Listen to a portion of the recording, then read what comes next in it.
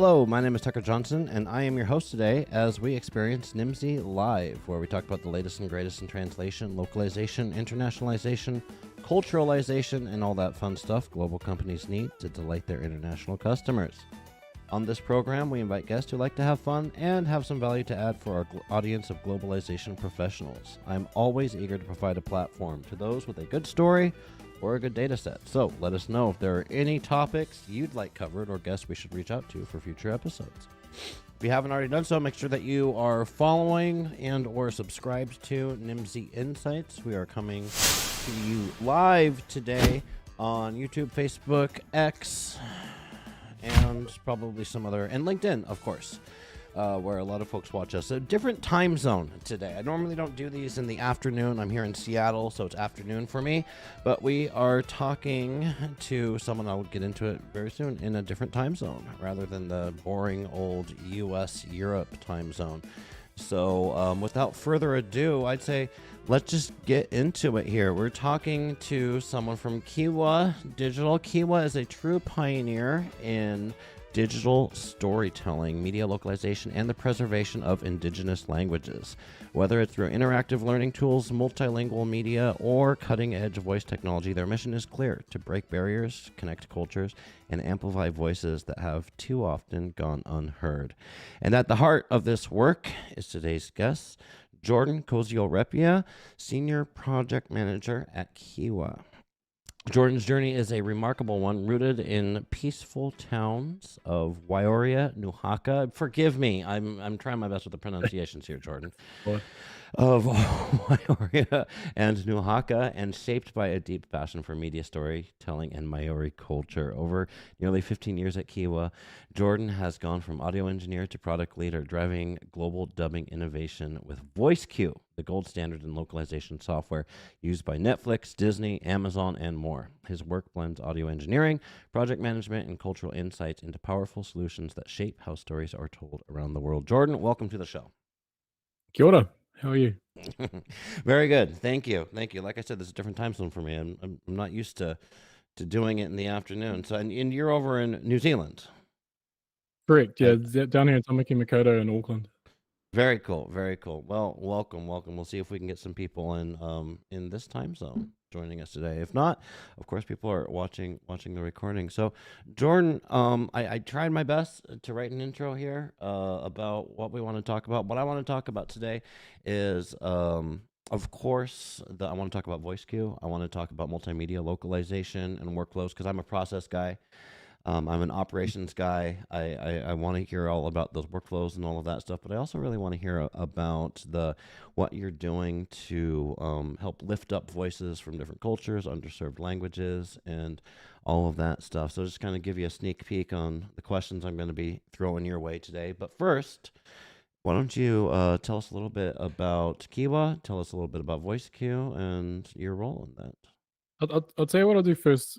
Because this is an Indigenous conversation we're having, what I'll do is I'll open it with an Indigenous prayer. Love it. So I open it here with Kia ora tātou katoa. Kia tau te ranga Māori e, kia tātou, e tū, tātou, ki te mahi. So it's a very short introduction to a meeting. It just means, hello everyone, may peace be with us, let us stand to work. So kia ora, hello, ko Jordan Koziol Repia tōku ingoa, kei KIWA Digital aho e mahi ana. That translates to, my name is Jordan Koziol Repia, and I'm a Senior Product Manager at KIWA Digital. So for the past 15 years, I've had the privilege of being part of KIWA Digital here in Aotearoa, New Zealand. That's been from its inception as used to be a video production media house, and then around the time of the iPad, when that was first introduced around 2009, the entire company pivoted to educational content. It actually started with children's books. So we're actually adapting one of the first companies, I think, in the world to adapt children's storybooks into digital storytelling with animation and full live voicing and multilingual integration. So that was one of the first key points of that. From there, it evolved into what you're seeing here on screen, which is a whole bunch of CQ is what we call it, is cultural intelligence applications. So here in New Zealand, we have a very rich culture with Te Reo Māori, but we also support the Pacifica community, the Pacific Islands, so that'd be Fiji, Samoa, Tonga, etc. So here in New Zealand, we have a lot of those different languages. So we support those in businesses, or allow them to basically translate their business culture into an application to essentially onboard, but also teach them the culture that they're coming into. So we have a lot of different apps in that space. Everything from corporate, we do have consumer apps as well, so a little more fun stuff. But yeah, have you ever looked at our KIWA Digital App Store? You'll notice there's a huge range of everything for Android and iOS. But myself, I've been part of what's called VoiceQ. So I've been helming that since about 2016. And we have a really strong relationship with a lot of our clients, especially in the dubbing space, Netflix, Disney, other SVO providers. But we also support smaller indie and Indigenous groups as well to help revitalize language. So that's a key point of difference on that. So most of the discussion today, I'm really happy to talk about, is around VoiceQ. Like you said, you're into systems, so those dubbing workflows, how AI is coming in to change all that, and how we're adapting with that, but also how our company's always been at the forefront of technology, but also very much keeping with what we call human in the loop. So yes, AI is coming in, yes, it's taking over dubbing, but we're not all about, hey, let's replace everyone with robots, let's keep this human interaction, let's keep that human storytelling. But hey, why don't we use these tools to basically take all the medial jobs and medial tasks that are traditionally done in dubbing and bring those down to a very low cost, so that way the creatives actually have more space to work in. So that's really what we're doing there. So I've covered digital, cultural. So it's quite a range of things we do. I apologize. Yeah. No. I was interrupting. And it's interesting to me because I was checking out what you guys do and all that stuff and researching it. And it's interesting to me, you do language services and you have technology solutions, right? And you're embracing AI and you're embracing the human in the loop and the human perspective of it. Right. And lastly, you have these scalable, big. How do I put this? Like you're working for Netflix, right? You're working for Disney, and I'm not breaking any NDAs there. It's on your website, and yet you're also working with smaller, local, regional, equally important, sure, but these languages of lesser diffusion, I guess, is the term that people use. Underserved languages, underserved cultures, right? And to me, it seems like KIWA's, it's largely, there's a lot of contradictions in there. Not contradictions, but things that you don't see together every day, right? I've talked to a lot of people that have worked with Netflix, a lot of companies that have worked with Netflix, and they're these big companies. They don't do a lot of work with underserved communities, right? Conversely, I've talked to a lot of companies that work with underserved communities. That's what they specialize in. They don't do a lot of work with Netflix, right? And you're kind of in the middle of the Venn diagram with both. And I think that's kind of a unique position for you to be in. It really is. And I think it's like you said, it's intrigued a lot of people about KIWA and where it sits in that landscape. Because it is quite interesting, you see obviously we travel up to the United States quite a bit. We do all the shows and we go visit all these different offices and things like that. And I understand where you're coming from with the corporate side. And then it's quite funny, we come in, it's like, hey, we built this. Well, it's like, hey, we built this tool that helps bring your costs down. So obviously the financial guys are happy, but it's also about how can we serve the creatives. And I don't think the VoiceQ application will be where it is today without us actually hopping on calls in different time zones to actually listen to the creatives and see exactly how they want to use the tool. So by listening to the creators, we've built a tool for directors and adapters and audio engineers specifically. So we listen to all of those workflows. We're like, hey, what features work, what don't? And that helps with that. And then in terms of the management side, the finance guys are really happy because obviously we're bringing your bottom line down, but the creativity goes up. Right. So we've had a lot of huge success with a lot of, obviously Netflix television dubbing, which boomed, in the, just before 2020 all the way through. But like you said, in terms of Indigenous communities, we helped the Cherokee Nation basically. They wanted a way to dub. I think it was Amazon's Rings of Power into the Cherokee Nation language. So we're like, look, we'll help with that. We helped. I think the Wolfwillow Studios in Dakota to translate and dub, the Avengers into the Lakota language, and we've helped other communities as well. Like you said, it's those are the ones we're actually quite passionate about. Yeah. Because there's a really good story, and like even here in New Zealand, we do the Te Reo Māori versions of large Disney productions, and I see it doesn't seem like much, but to see those communities interact with that content in their own language, it means quite a bit to them, and it's very impactful. As opposed to just like a Korean drama into English, but even that's quite impactful as well, because again, that's reaching a whole new audience. So we're really happy to be part of that. But like I said, we're really about helping those creatives to deliver good dubbing. We don't want you to deliver the old kung fu film style dubbing. It's all about how can we get that perfect lip sync. That's what they're all about. They're all striving for that perfect lip sync, but they still want voice actors in the studio to be able to do their job. So what VoiceQ really is at the heart of it is we really call it karaoke for dubbing. But behind that, like you said, there's a workflow, everything from translation, adaptation, QC, management to recording and mixing, all in the background of that karaoke screen for the actor. Yeah. And you talk about localizing the Disney movies, for example, and to me that's something that's super important because so many in this day and age, a lot of us have just become used to consuming content with subtitles. Like if I were to watch a Korean drama, I'd probably just watch it with subtitles because I don't want to watch the dubbing. But those Disney movies, and they're for kids. Right? Mm-hmm. Kids don't read so good yet, right? So it's super important, I think, especially for the younger generation, that they have access to that dubbing in whatever language it might be. And you're doing it for these local languages. I do want to get into. Yeah, I want to take a look at the tool. I want to take a look at VoiceQ because I want to hear a little bit more about this with the voice, with the lip syncing and the dubbing and all of that stuff.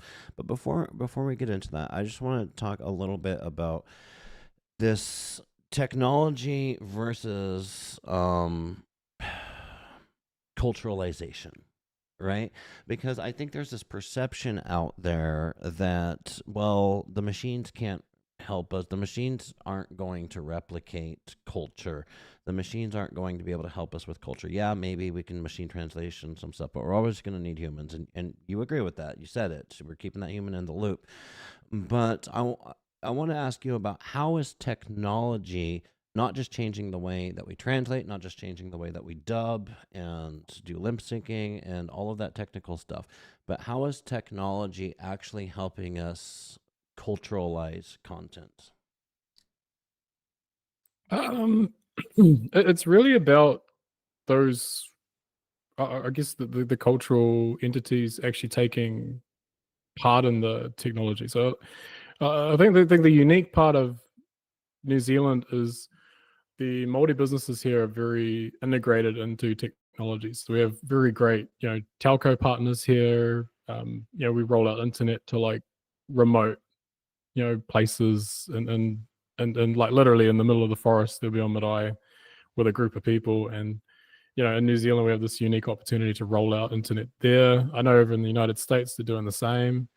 And it's about how do we educate these communities to, I guess, feel empowered to use technology to push their language. So, what we are actually in that space where large language models are being created for Indigenous languages. I think the biggest discussion is about who has ownership over that. Right. Definitely the people that create it have ownership over it.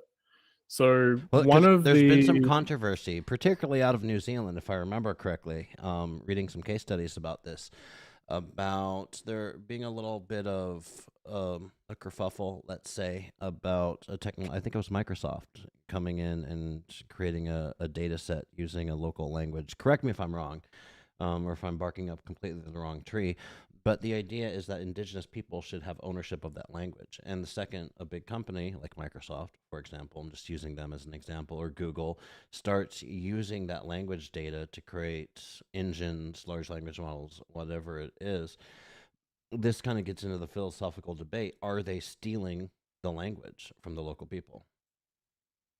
No, as long as they're involved in it, I think that it's fine. I mean, we have a good relationship with Microsoft, and but a lot of our technology is built on Amazon's AWS, and they actually worked with a whole lot of different, Māori influencers and people in the top in terms of language to actually write what's called a Māori data lens, which is all about data sovereignty and ownership rights for digital content in terms of that Indigenous space. And I know in Australia and other places that they're definitely writing those briefs as well. I do know the one you're talking about. It's all about the usage. So obviously you're going to have times where it's misused. Here in New Zealand, we have good cases where, like, alcohol brands or other brands would just use a Māori word because it sounds cool and not actually understand the meaning of it. I'm sure in different countries that happens all the time as well. There's, someone just thinks, oh, this word's cool, but it could mean something terrible, and they just don't understand it. But yeah, in terms of ownership of the language, it is. As long as the people are part of it, I think that's, the Indigenous groups need to be a part of that conversation. Then it's fine. But again, I think that's where the data sovereignty comes in. It's like, okay, so whose language are you using? So here in New Zealand, we have all these different tribes, and it's similar to other places around the world. So their dialect and their way of saying a word may be different, up the road as opposed to where I'm sitting right now. So that's when you get into that large language model training. It's like, okay, so what tribe is training the large language model? So when I can go into Google and do Google Translate on hello. It's similar to the speech I said at the start. I can type into Google that and may give me a completely different translation than what Microsoft has, because obviously they're talking to someone different. So then that brings up that question of who's in the right. And at the end of the day, it's like, well, no one's in the wrong, but no one else is in the right either, because you need to respect there's different levels of language as well. Well, let's go over to, I want to take a look at the tool here. So VoiceQ, funded by, created by, supported by KIWA, but its own standalone tool here, used by a bunch of different people out there. I'm going to bring up the website here on the Nimdzi 100, which just recently came out. This is my own shameless plug for myself there. What is it? What does it do? Just give us a quick intro here. And I saw also, maybe it makes sense, I saw that you had an intro video. Maybe we can just play that. No, I can't find it, of course, though. So, oh, here we go. Let's check this out. Yeah, sure. You might not be able to hear it, but they can hear it.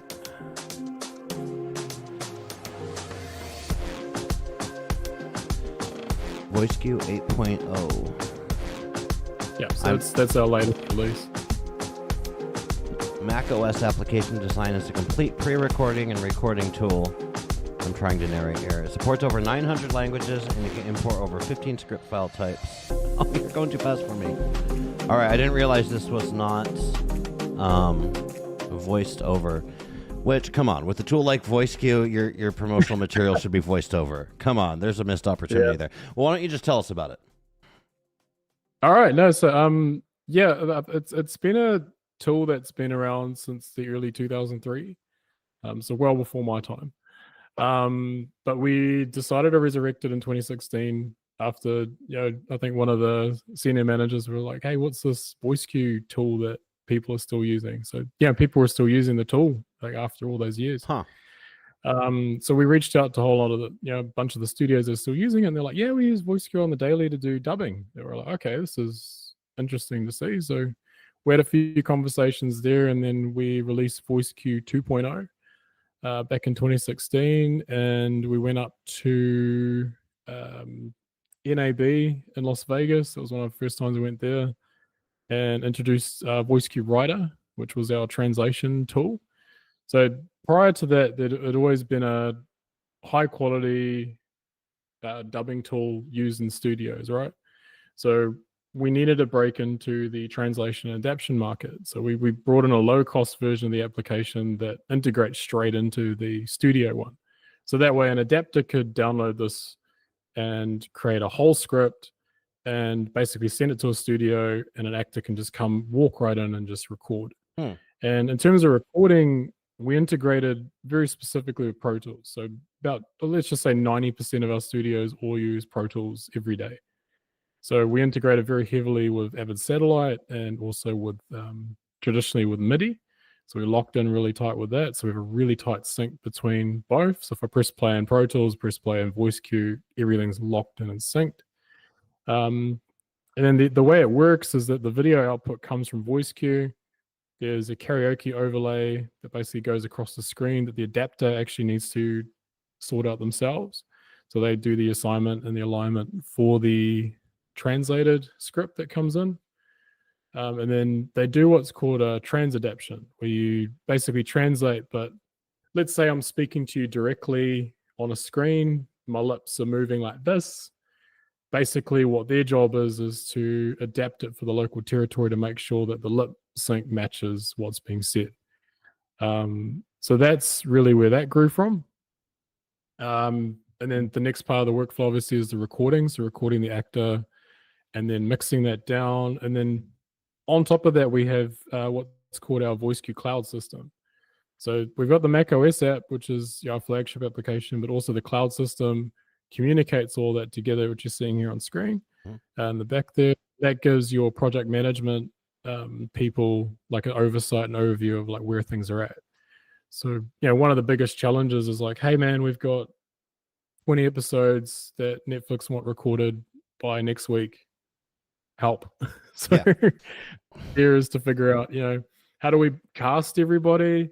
How do we manage all the lines? How do we book it? How is it priced? So everything's fairly priced and set up. So we help with all of that. So, it was really awesome to create what's called the VoiceQ Cloud grouping. So what it is, I can take a series of television scripts. So let's just say 12 episodes of a TV show. I know, hey, Tucker, you got to come in.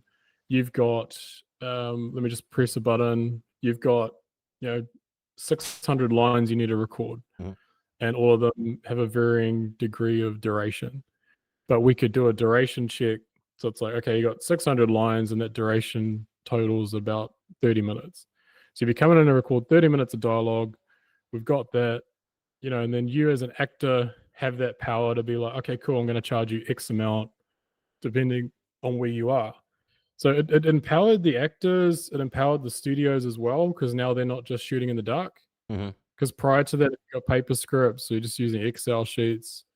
You kind of got to, you bring an actor in and, your 1 hour session ends up being 3 hours. So now you're paying them 2 hours extra. Well, and so I remember working on these, back when I used to have a real job and I didn't just talk into a microphone. Like, I remember working on projects where we would pay for the voice actor to come in, and we'd also pay for what we called like a voice coach to come in. And that person was there to kind of help them with the timing, help them with the pronunciation and stuff, because there's nothing worse than having a studio session and then a week later getting feedback from the client that you mispronounced something or something like that, and you got to do it all over again, right? And it sounds to me like technology's kind of alleviated that need for having a voice coach necessarily in the studio. Or is this is this all happening like in studios, or are people using home studios to record this? Because I know that was a big thing, that's So a trend that's happened in the last 5-10 years,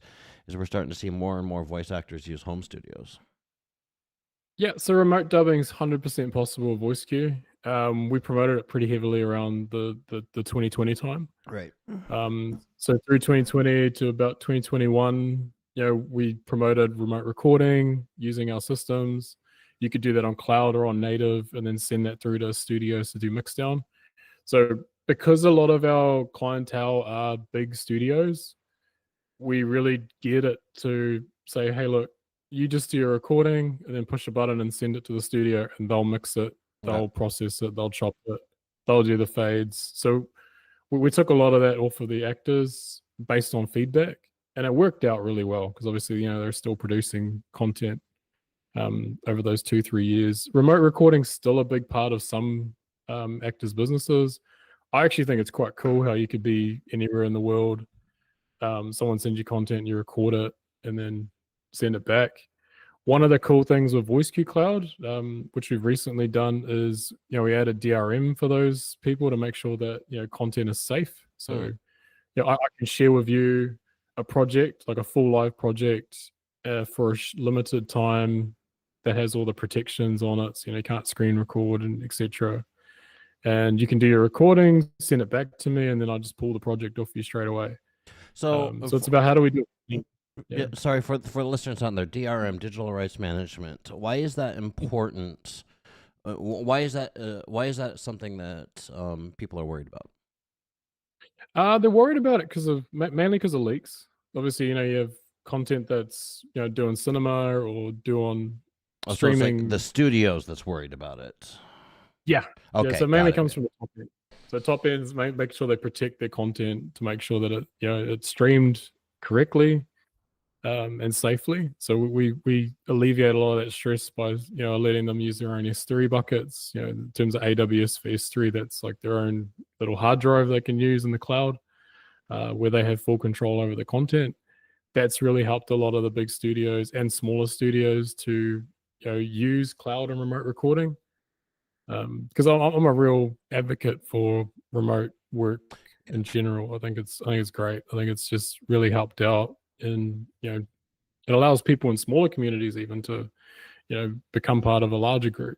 Right, you don't have to live in the big city anymore. Exactly. Yeah, you can have your home studio and raise your family in your hometown, and there's a lot of advantages to a lot of stuff being remote these days, I would say.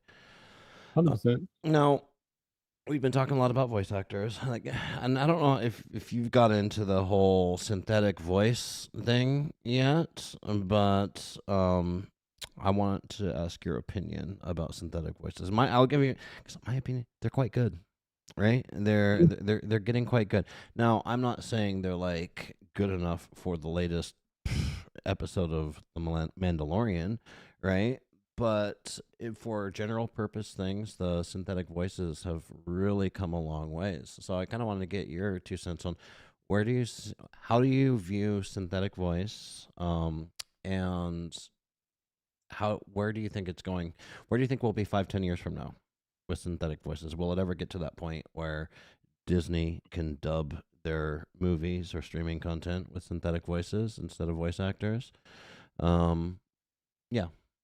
There's my open-ended question. Yeah, I mean, who's saying they're not already? We just don't know it. That's really where technology is at nowadays. No, I mean, KIWA's stance on AI is that we want to use it as a tool to empower our users. Right. That's the real key stance. So we do have synthetic voices through XLate and Veritone inside of our system. Basically, you can tap into those voice data banks and create content through that. Is that yours? Have you developed the synthetic voices, or are you tapping into like Amazon Poly or using somebody else's? Yeah, so we can tap into different things that we want. So we're not creating our own voices, things like that. Okay. Because obviously there's a lot of great third-party services that already provide that, and they've invested very heavily inside of that. that's not something that we really want to focus on in our business. We're But really, it's a big barrier really, to entry. It's a lot of it investment to really get into is. that. Yeah. Yeah, and there's a lot of obviously there's been a lot of legal stress around it as well as like what's right, what's wrong, Well, things like that. that's kind of why I'm asking you, because I wanted to make sure if you were doing it or not. Because now my follow-up question, now that I know you're not actually building those yourself, is there a lot of concern that you hear from the voice actors, for example, about their voices being used to train engines? Because that's something that I've been hearing a lot, like from voice actors, is that, well, the more that I record, then these big companies are just going to use my voice to train an engine, and that's eventually going to replace me. What have you been hearing around Yeah, that? I mean, I know a lot of the strike was about that, and then I Right. think it was more about these actors going to the agents and reconfiguring their contracts to make sure that that's all covered.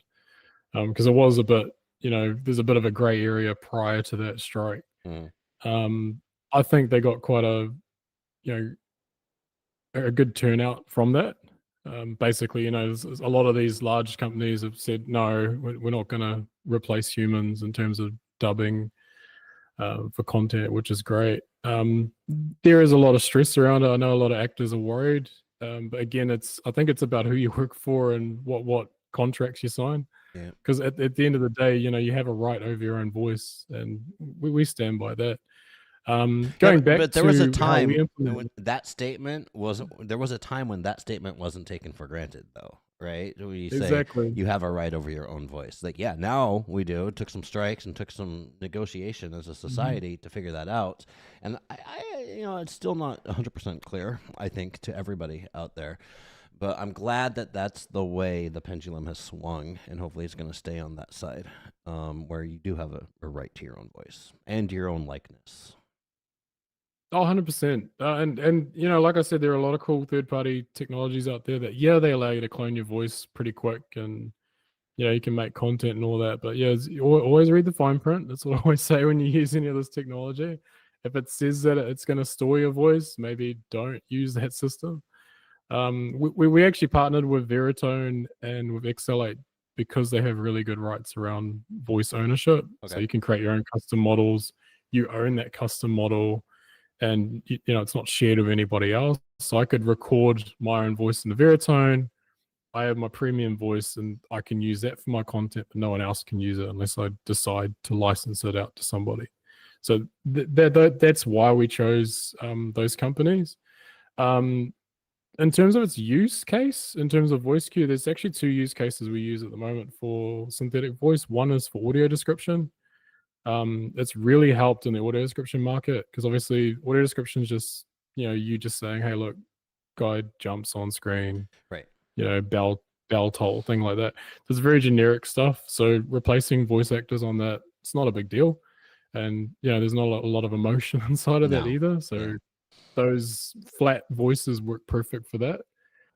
Same goes for replacing voices on real generic content, so training manuals, things like that. That's all been done inside of VoiceQ. They can use that. But when it comes to dubbing, we're actually using the flat voice as a way to track lip sync.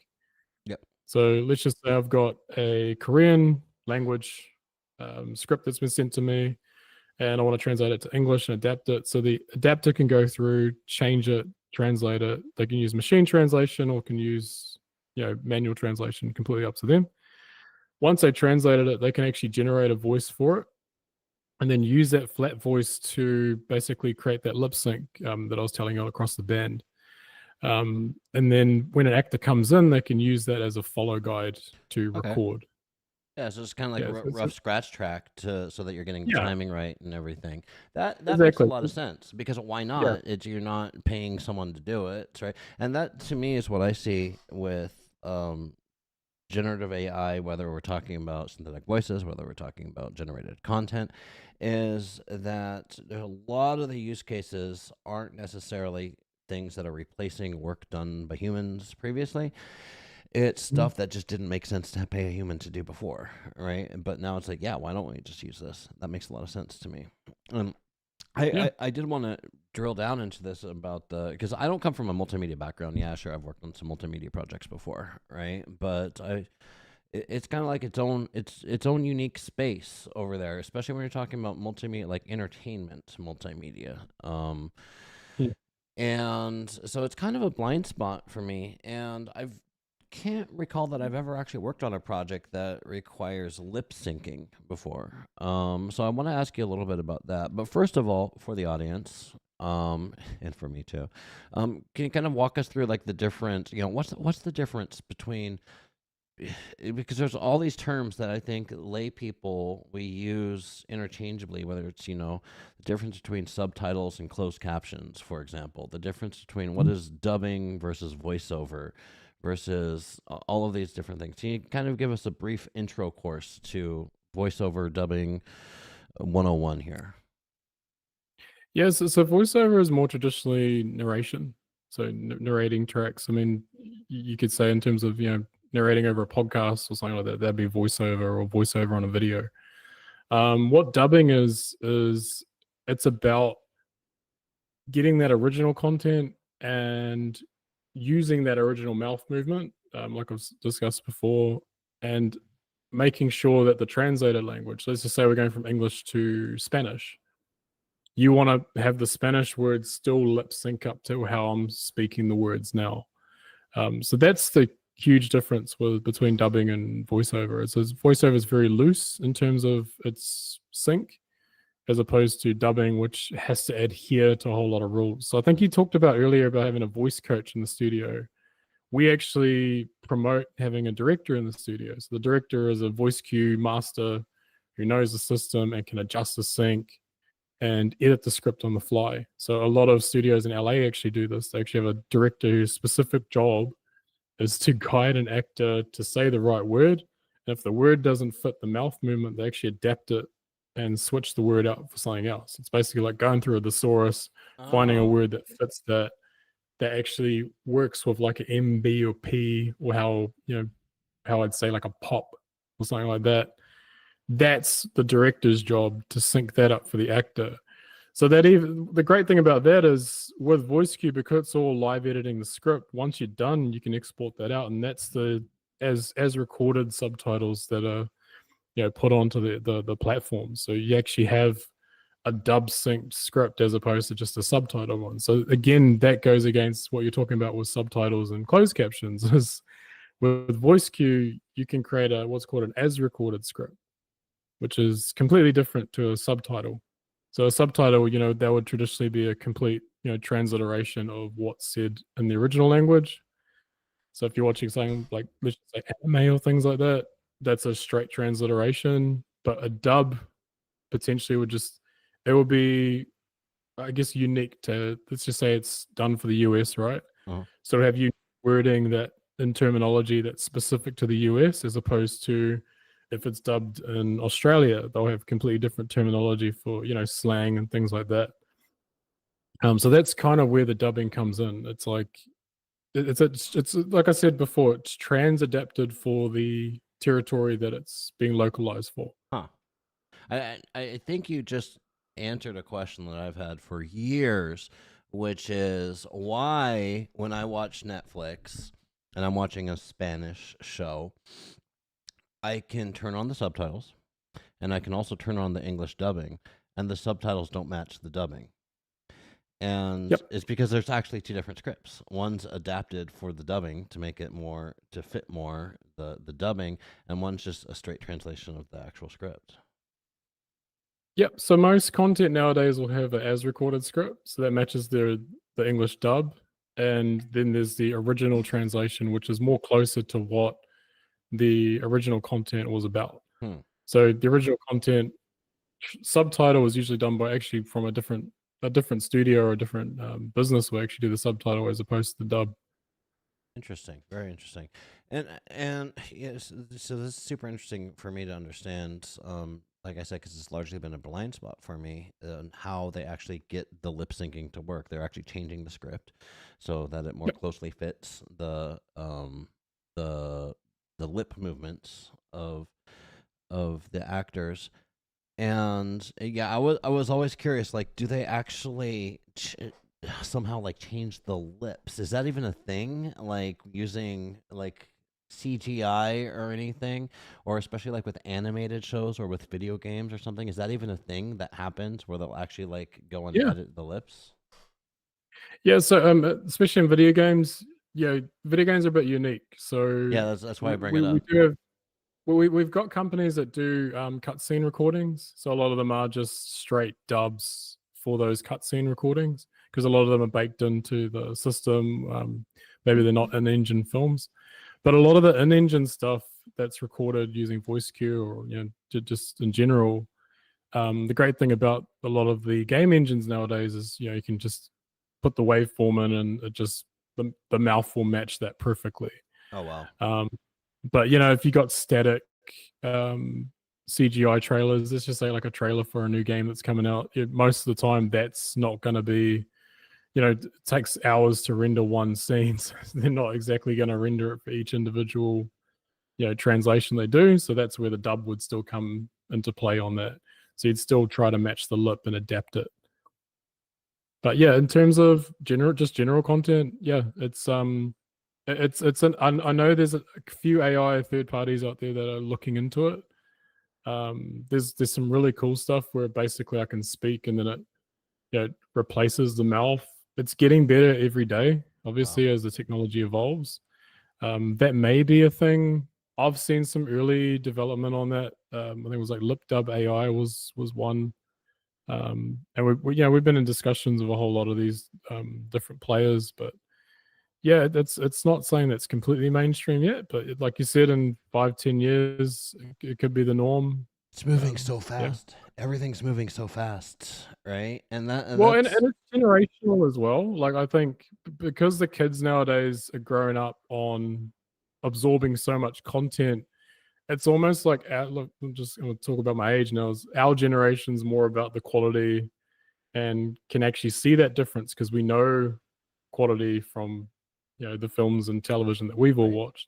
But the children nowadays, they absorb so much content at such a fast pace that it's almost like they don't care. It's like, so I believe the audience in like 10-15 years is going to be completely different to the audience now.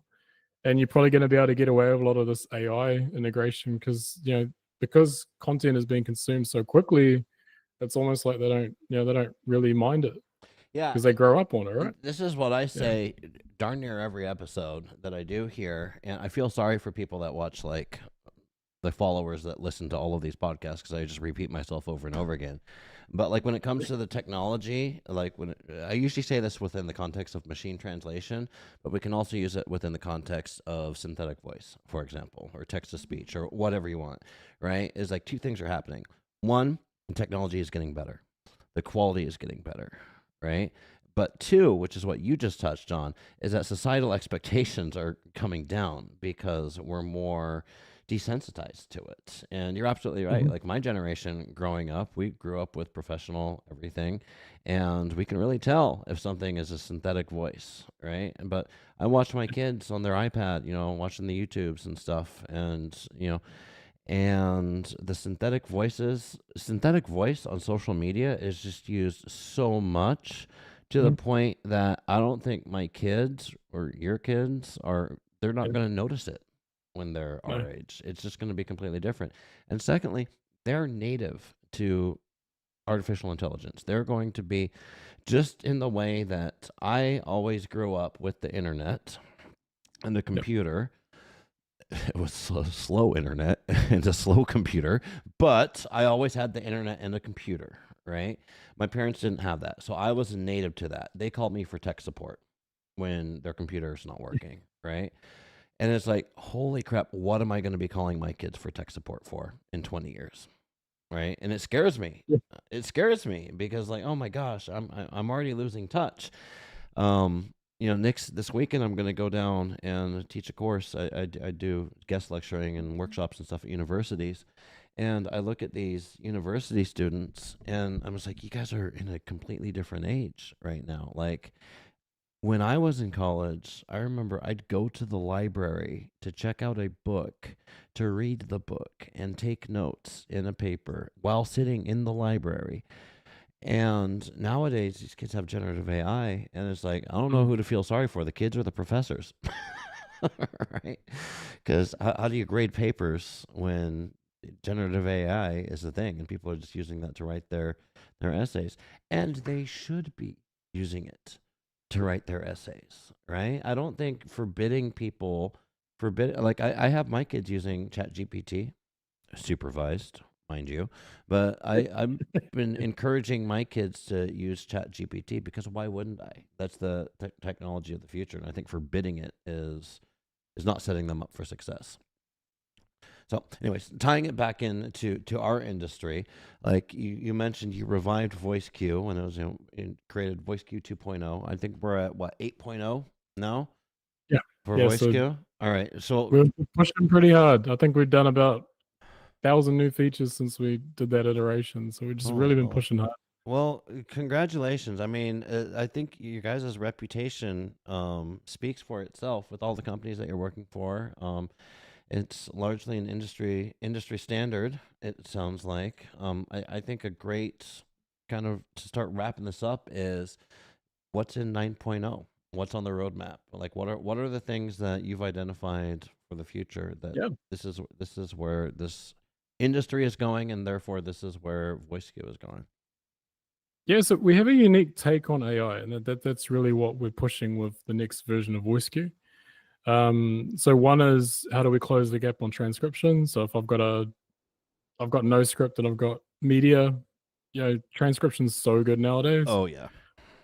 You can just drop content in and just push a button, it transcribes it. We're doing that on device now. So for even higher security, you can just put it on an Apple device, push a button, it transcribes the whole film. And then from there, that's where you can create your translation script. So again, we're looking to save 80 to 90% of time just setting up the project, which is good. The next part of that is what we call we're using Vision AI to create video analysis. So that's going through and finding where a character appears on screen, where they leave screen. It's doing scene analysis, finding where a scene starts, camera shot changes, things like that. That's all getting automated now. And the next stage on that is lip detection. So actually seeing how an actor's lip is portrayed on screen, and then creating a marker on our timeline to show that. So when an actor goes in, they know, okay, so I need to have my mouth a little bit like this, or like this, or maybe it's a closed mouth, in order to portray that better. So it's, again, that's trying to help the actors portray better as opposed to using synthetic voice. And then the final part of that is being able to export it quickly. So with our cloud system that we built out, that's all part of the ecosystem. So I'm able to synchronize a project from here in New Zealand with someone in LA, someone in Miami, all at one time. So that's really what we're looking at is full globalization on a project. So I'm able to send a project to you in real time. You edit it, I see what you've changed, and I can record that straight in the studio without any downtime. And like the goal of that is, you can have directors working remotely, sync into the studio, actors there as well. We can all just communicate on video chat and record in different spots. But having that content secure is, one of the biggest concerns that a lot of the partners have. So Sure. we've been really focused on increasing that security. So getting those security ticks from everybody. Oh, very cool. I mean, it's like I said, the technology is advancing so quickly. It's hard to keep up. It's really hard to keep up, right? And in the meantime, you have the technology is advancing, but in the meantime, you still have like those boring old requirements, like the security requirements, Mhm. which are just becoming more complex, and more nuanced, I should say. And some companies are kind of fighting, just because they're a little bit less, they're a little bit more risk adverse, I'd say. Mm. But generally, the conversations that I'm having with clients, enterprises, is whereas a year ago I'd talk to people on the client side, and they'd say things like, "Well, we're not using ChatGPT because our CEO has forbid any use of generative AI from anybody. We're not allowed. It's blocked from our systems." Right? I'm not hearing that as much anymore. I'm hearing Nope. more about like how are we going to be leveraging this technology and mandate from the top. Like I don't care how, but you better be using generative AI for these things. So times are a changing. Before Yeah, we I mean, as long as you use it well, Tucker, I think it's fine. Like, yeah. use it correctly. Don't just use it because you're being mandated to use it. Well, That's really our stuff. that's the conversation I'm having nowadays, right? Whereas a year ago it was, like I said, people are saying, "Oh, we're not allowed to use it," and the conversation I would be having with people is like, "No, no, no, you should be encouraged. Like, don't change your whole process, but now's the time to be testing, prototyping, playing around with it, figuring it out, right?" So I was encouraging people to use it. Now the conversation that I'm having more often is, "Okay, you want to use AI." Why? Right? And I'm not saying you shouldn't use AI, but start with the why. And Yeah. don't use it. Don't use generative AI just to use generative AI. There's got to be start with the use case and then figure out how AI can help you, rather than saying I'm going to use AI and then trying to mash a system together based upon Exactly. That's our stance. You use it as a tool to enhance your own work. And that's exactly. it. Exactly. Yeah. So, and I use it every day. I use it. I said it before. I'll say it again. I use it to write the scripts. Your introduction, and, everything. KIWA Digital is blah blah blah blah. It's like, hey, AI, here's a LinkedIn page. Please write me an introduction for Jordan, and it writes me like 9 paragraphs, and I'm just like, yeah, okay, we'll just take the first one for Jordan. Hope he's not too offended. But before we get any further, I just gotta say I've done a really bad job of getting to chat today. But Gio, I see you over there in the chat as usually. If you don't know Giovanna's great. Gio, I need to just start inviting you to co-host these things. If you ever see something on the schedule for an Nimdzi Live, Gio, that you want to co-host, just reach out to me. We'll give you a block here on screen. But yeah, it's good to see you in the chat, Gio. Sorry I didn't do a great job of responding in real time. Jordan, I think we're getting to the end here. Tell us, where can we find you? People who should reach out to you? People that want to know more about KIWA, people that want to know more about VoiceQ, where can they find you? How can they reach you? Give us all of that good information here. Yeah. So we do a lot of bespoke, custom development. So yeah, if you want to get in touch with us, definitely go through kiwa.com. There's a really good portal on there for contacting the team for that. But if you're specifically looking for a dubbing or enterprise solution, please feel free to contact me directly if you want to, or go through voiceq.com. There's, we do full 10-day trials on VoiceQ, so you can easily just load up and go. And it's not like a trial where you just go in and press a button and you're left to yourself. You can actually talk to us. We like talking to new clients about what their use cases, where their pain points are, and then figuring out solutions for that. So we're really open to doing all that. So yeah, if you're in the localization industry and are interested in remote recording, or you just want to enhance your dubbing workflows, please feel free to reach out. Very nice. Thank you. And I just brought it up on screen here, but if you're watching / listening to this, I encourage you to go follow Jordan on LinkedIn, so you can be up to date with all of his stuff that's going on.